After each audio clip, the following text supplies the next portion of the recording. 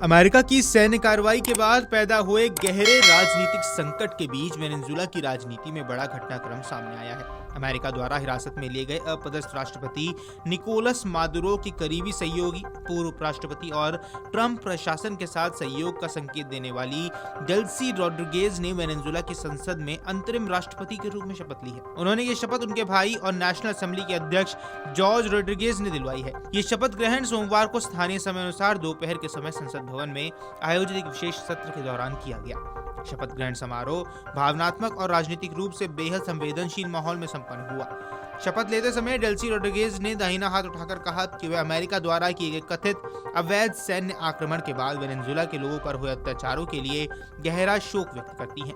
उन्होंने इस कार्रवाई को राष्ट्रपति निकोलस मादुरो और प्रथम महिला सिलिया फ्लोरेस का अपहरण करार दिया और कहा कि वे जिम्मेदारी बेहद भारी मन से स्वीकार कर रही हैं। डेल्सी रोड्रिगेज ने स्पष्ट किया कि वे संवैधानिक राष्ट्रपति मादुरो की ओर से कार्यवाहक राष्ट्रपति के तौर पर शपथ ले रही हैं और उनका उद्देश्य सत्ता संभालना नहीं बल्कि संवैधानिक व्यवस्था को बनाए रखना है। डेल्सी रोड्रिगेज के शपथ ग्रहण के तुरंत बाद वेनेजुएला के करीबी सहयोगी देशों ने खुलकर उनका समर्थन किया। समारोह में मौजूद चीन के राजदूत लैन हू, रूस के राजदूत सरगई मैलिक बगदासारोव और ईरान के राजदूत अली चेगिनी ने डेल्सी रोड्रिगेज को बधाई दी और अमेरिका की सैन्य कार्रवाई की कड़ी आलोचना की। इन देशों ने इसे वेनेजुएला की संप्रभुता पर सीधा हमला बताते हुए कहा कि किसी भी देश को दूसरे देश के नेतृत्व को जबरन बदलने का अधिकार नहीं है। रूस, चीन और ईरान लंबे समय से मादुरो सरकार के प्रमुख अंतर्राष्ट्रीय समर्थक रहे हैं। इस राजनीतिक उथल-पुथल का असर राजधानी काराकास की सड़कों पर भी साफ नजर आया। मादुरो समर्थक सैकड़ों की संख्या में सड़कों पर उतर आए, हाथ में वेनेजुएला के झंडे और मादुरो के समर्थन में लिखी तख्तियां लिए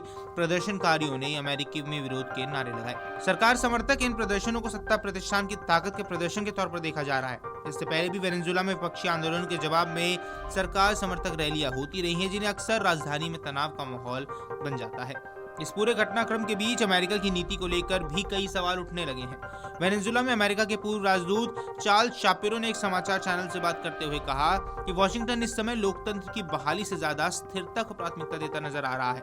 उन्होंने बताया कि आंतरिक मंत्री डियोसाडियो कैबेलो को उनके पद पर बनाए रखना इसी नीति का संकेत है, जबकि उनका नाम भी इसी अमेरिकी अभियोग में शामिल है जिसमें मादुरो का नाम था। शापिरो ने कहा है कि काराकास में किसी तरह का जश्न इसलिए नहीं दिख रहा क्योंकि आम लोगों को ये स्पष्ट नहीं है कि आगे सुरक्षा बलों का रुख क्या होगा। उनके शब्दों में मादुरो भले ही सत्ता में ना हो, लेकिन उनका पूरा तंत्र अब भी कायम है। उन्होंने ये भी बताया कि अमेरिका के राष्ट्रपति डोनाल्ड ट्रंप ने न तो विपक्षी नेता एडमंडो गोंजालेस उतारिया को सत्ता सौंपने की इच्छा जताई, न ही मरिया कोरिना मचाडो को अंतरिम नेता के रूप में मान्यता देने के संकेत दिए।